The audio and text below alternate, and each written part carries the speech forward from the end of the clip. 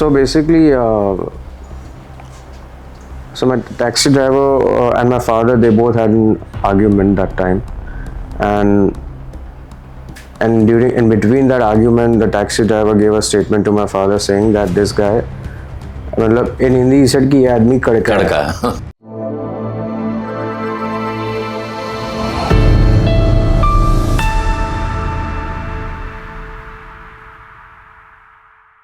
Shreepati Group is a leading real estate company in South Mumbai. The innovation-led, future-focused Shreepati Group was established by Mr. Rajendra R. Chaturvedi in 1984 and is based in Mumbai. It entered the real estate industry in the year 1987 and since then is one of the largest players in the real estate market.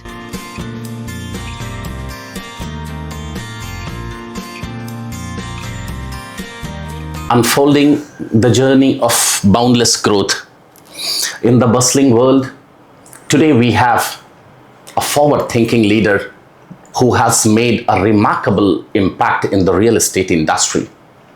He has been instrumental in driving the growth and transformation of Shreepati Group. We have with us Mr. Tapas Chaturvedi, Managing Director and CEO of Shreepati Group. Greetings and welcome, sir. Thank you. What inspired Mr. Rajendra Chaturvedi to start Shreepati Group in 1984, and how has his vision changed or grown over the years? Yeah, so my father is basically he was a son of a railway service employee, and my grandfather was a very simple man, and his journey started basically when my father dreamt of doing business. So basically my father was he was a very average student in his school days. He's done his schooling from Antonio de Silva, which is at Dadar, and after his schooling he pursued for his studies in civil engineering. After that, he had many job offers, but my grandfather was a very strict man. He always wanted that my father should do some, he should work for a government industry or like in civil services or something, because he was in a government service. But my father was, he was a different man. He had a different thought. He had a different vision. My father basically wanted to first join the armed forces. Okay. Because he has that inbuilt, that dynamism in him. He was a very strong-headed man. Similarly, my grandfather was also a strong-headed person. If he would have been in Indian Armed Forces today, I'm sure I would have joined Indian Armed Forces. One day, one incident had happened with him where he was traveling somewhere near Baikala, and he was in a taxi. That time we were not very well-to-do family. I mean, a service class person, lower middle class person, how much money he will have, So in those days, in that era of I'm talking about 70s and 80s, he had a scuffle with the taxi driver, and because of few pennies what we used to that time give in those taxis, when we used to travel. So my taxi driver and my father, they both had an argument that time, and in between that argument, the taxi driver gave a statement to my father saying that this guy, in Hindi he said कि ये आदमी कड़का है. I mean, this guy is penniless. He has no money to pay. For few penny he was arguing. So that just motivated my father that, since it's a question about money now, I think I'll have to choose a different line. He went to his father, my grandfather, and he told his father very bluntly that I am not going to do any service to the government or anything. Neither I'm going to give any civil services exam or anything. Neither I'm going to take any of your government jobs. I want to do business. I want to earn money. And my grandfather was shocked. My grandfather said, how will you do business? Do you even know the A of business? Second motivation he got from that. So then that's how the journey started. So after finishing his engineering, he looked out for a job as a contractor. Okay. He worked under someone. He was a very renowned person, but I forgot his name, but he's not anymore in this world. Okay. He gave him that work, he trained him, and after that my dad thought, why shouldn't I start my own? So after gaining that experience from him, then he started as a contractor. He started doing all those household works of like normal contractor, what they used to do in those days. And slowly, he started making one building also. I mean, like there's one building here where I was born, in Raghavji building. That was an old structure, very dilapidated. So that building was not a very big building, it was a very small building, and he demolished that structure and he again rebuilt that structure. He used his engineering skills, and that was the first time he sold a flat over there. Okay. And from that day onwards, he came home to my mother and told her that I've earned 25 lakh rupees now. Now our family can live peacefully. I'm talking about in 80s. Way back. Way back. Those 25 lakh rupees today will cost to like what? Not less than 10 Not less crores. than 250 crore rupees Yeah, today. yeah. Absolutely. So that again gave a thought like, when if I can earn this much, then why not should I continue? I'm still young, I'm still well to do. I mean, so after making this building, he got a contract for this building.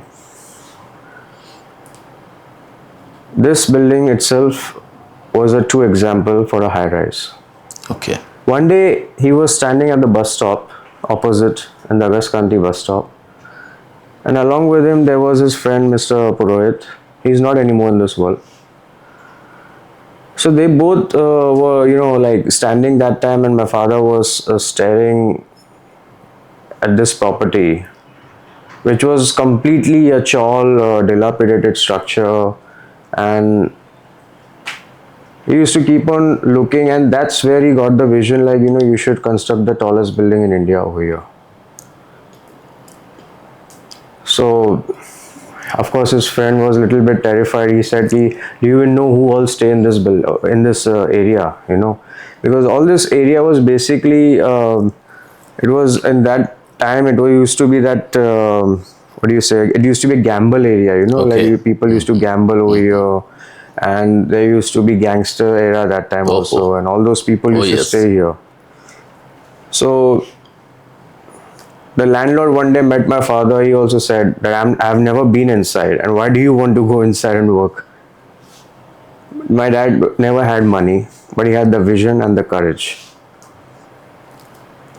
He just told him that you give me a figure, he settled him over there. He had no money. He said, I'm going to do this building and I'll give you money and a staggered payment.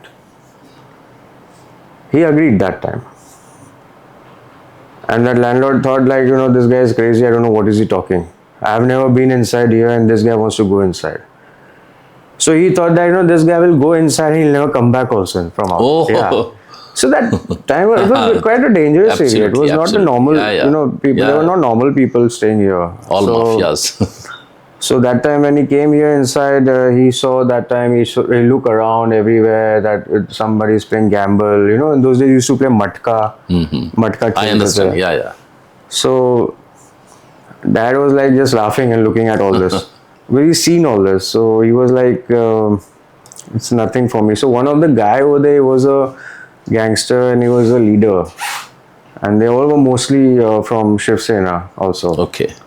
So Shiv Sena was at peak at that time. So those guys said that, why are you here? Who are you? What do you want?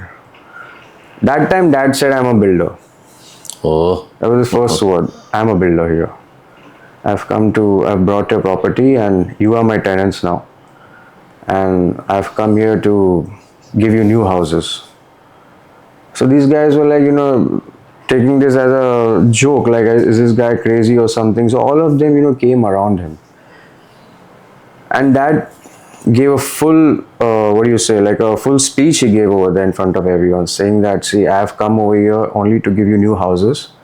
Today, all these houses are so in cramped structures, like anytime it can break. If there is a heavy rainfall, your structures will demolish, and you have kids over here, anything can happen to you. Think about your future. That was just a statement, a light statement that he gave. And he left after that.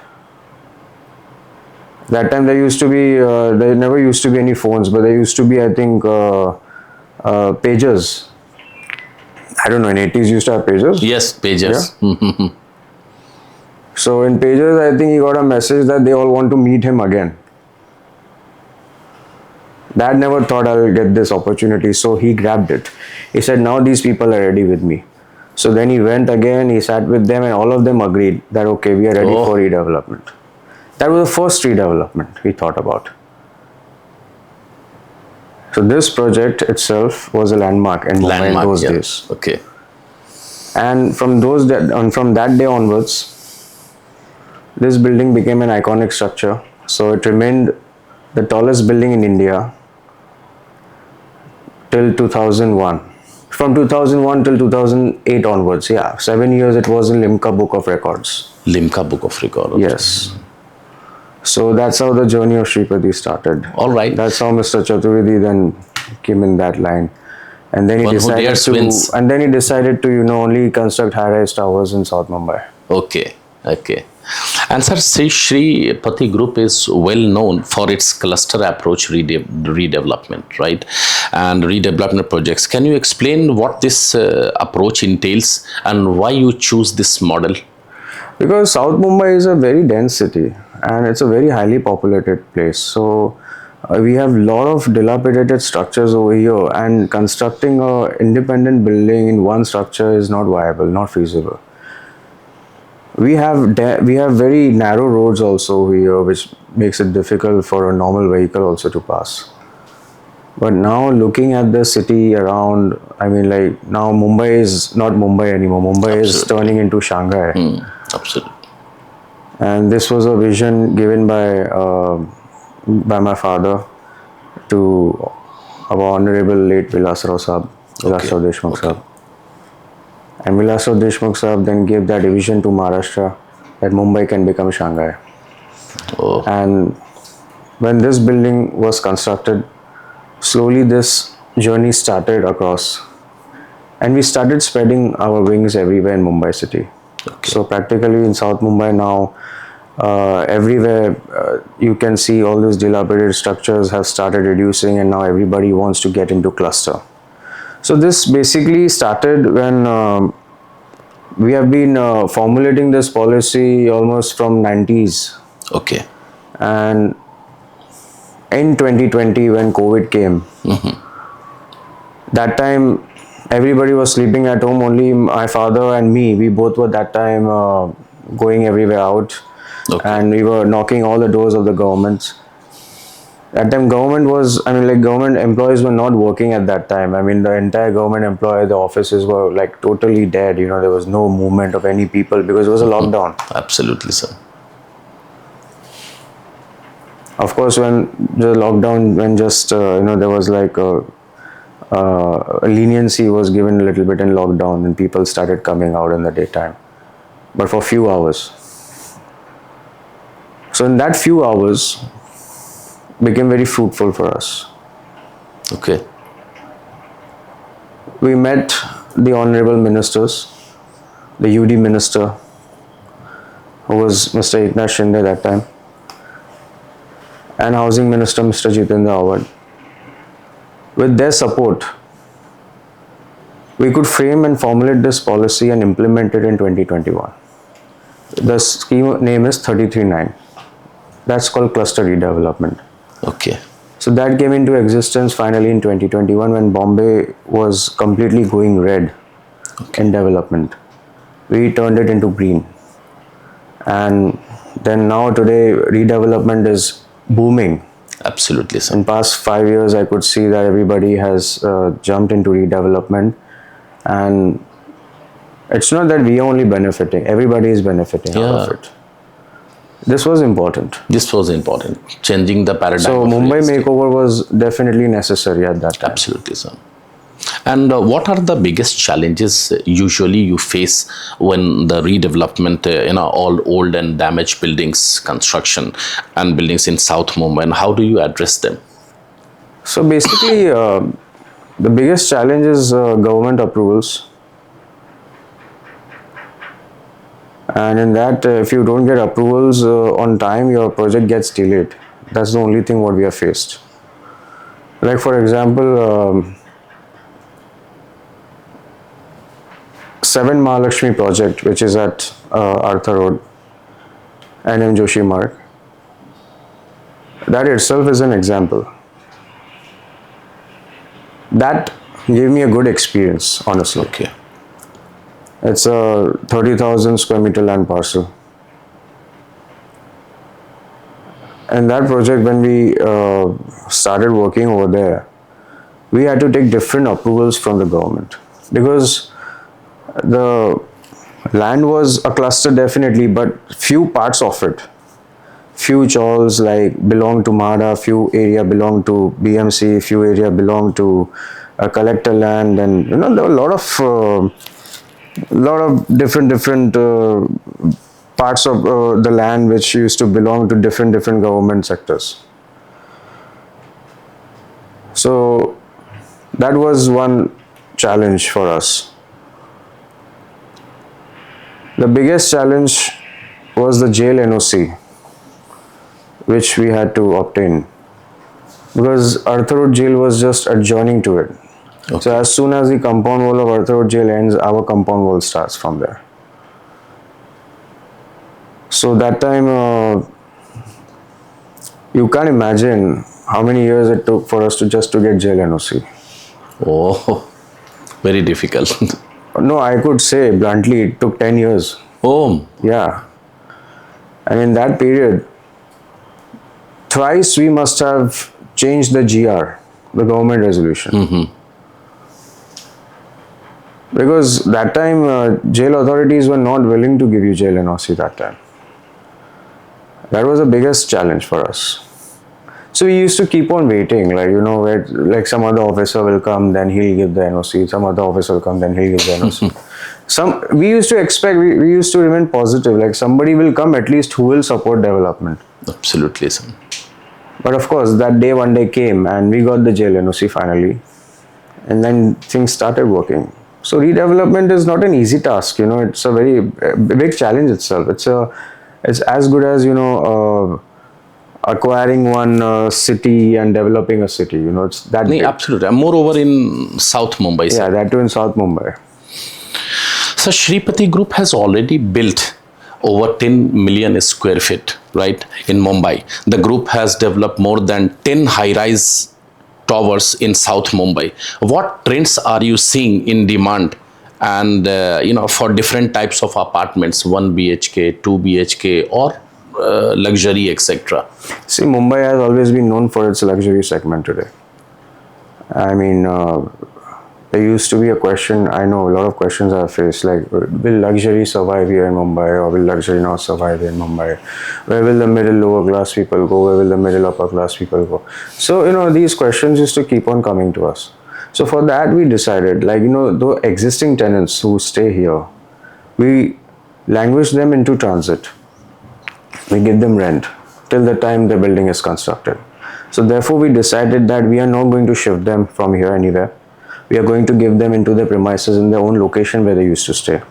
Okay. So today, like the ones who used to stay in 100, 200 square feet area, today will be eligible for 2 BHK flat, which is approximate of 600 square feet minimum area today.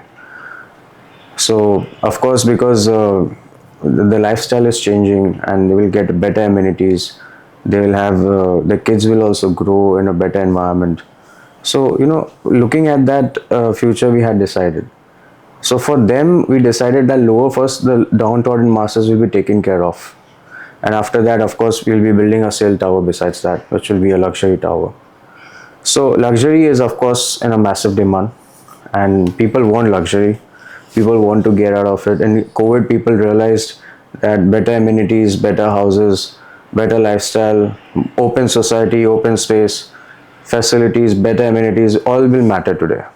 At least people can use all these and engage themselves somewhere. Even post-pandemic? Yeah. Now in post-pandemic, luxury segment is growing like anything. So this has started. The movement has started. Okay. And we can feel it, of course. Okay. And where do you see Shreepati Group in the next 10 years, sir? Especially in terms of geographic expansion, project scale, and innovation? Today, what is going to matter in next 10 years, what we see is that technology is going to matter the most. Like suppose the construction technology, back in 80s, 90s, what we used to use, and today what we are using there's a difference of a land and sea today. Absolutely. People want speed, because I can see the enthusiasm in the customers today who come. They only ask one question: when will the building get over? when will we get our possession? So that question, when it comes to our mind, we keep on saying, no, it will be completed. It will take at least 4 years. It will take at least 5 years. I'm looking forward for some better technology. I mean, like we give an RCC structure, and whereas compared to China and all, of course, China is much way ahead of us. Absolutely. They use the technology. What they are using today, we are not very much close to them. But I would really, I would be the happiest if we can get that technology in our country. I'm sure customers and people will succumb to that someday. So looking forward for that speed, technology, and of course AI is also going to play a very important role in future. So yeah, the way AI is growing, I think people will surely get adapted to AI very fast. As AI, of course, is going to be, I can say, AI has advantages and disadvantages both. But as you can say that the way we have to move ahead with the way the generations are changing, as per that we need to move ahead. So in those terms, of course, that's how we can expect in next 10 years that technology, AI will play a very important role. Absolutely, sir. And that is going to really help us in future. Sir, just a short answer. What is your simple formula for earning and keeping customer trust? I think it's the consistency and transparency and accessibility. Okay. And how would you define a perfect home in one line? A perfect home means if you have 24-hour water supply and electricity, and one having a better amenities and having the best view what they can think of, close to the road, close to the station, that is a perfect home. Even after 40 years in the industry, and what keeps you motivated?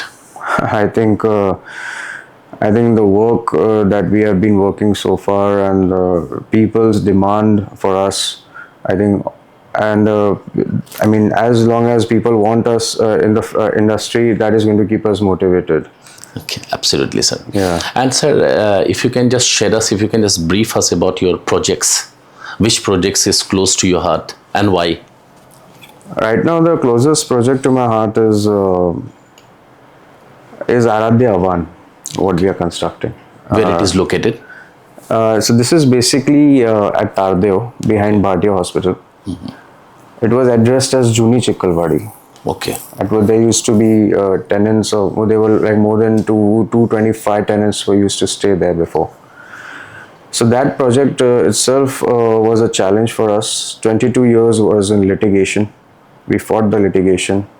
Ultimately, we could win the litigation, and we were successfully, we vacated the tenants that time. Okay. And luckily now the rehab wing, the tenant building, is finally completed. And that was the fastest building that we have completed in Mumbai today, which I think we have completed in 2 years and 6 months. About 2 years and 6 months we completed the building. It was a 38 story with 4 basements today. And to next month we are getting the OC also, and we will be handing over the possession to the tenants over there. Okay. And the building, the sail tower that is under construction, that is an iconic landmark what we are creating again. So this was the tallest in that period. Now that is the tallest building in the country what we are constructing again. So that is going to be taller than Minerva today.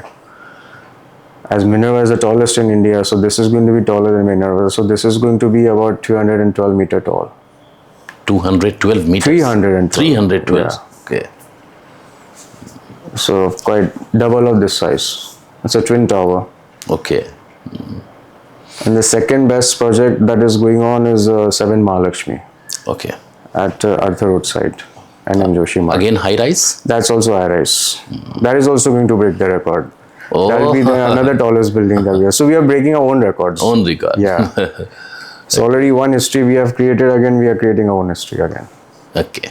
Okay. And any other projects, sir? Yeah, there are quite a number of projects that have started Okay. now. Okay. So there are like a lot of projects that are ongoing right now is the one at Zaubawadi in Girgaon. And we have Shreepati Jewels, that is an ongoing project. Okay.